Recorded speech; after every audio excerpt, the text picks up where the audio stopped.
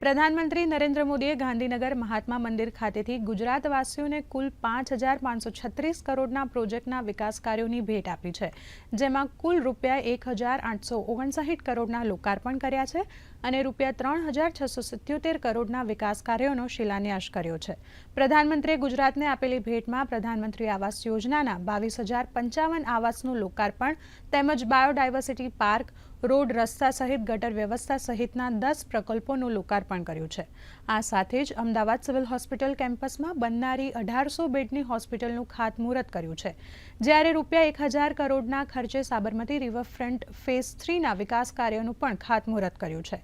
આ ઉપરાંત મહેસાણા, બનાસકાંઠા અને છોટાઉદેપુરમાં 1,649 કરોડોના 3 પ્રકલ્પોનું ખાતમુહૂર્ત કર્યું છે.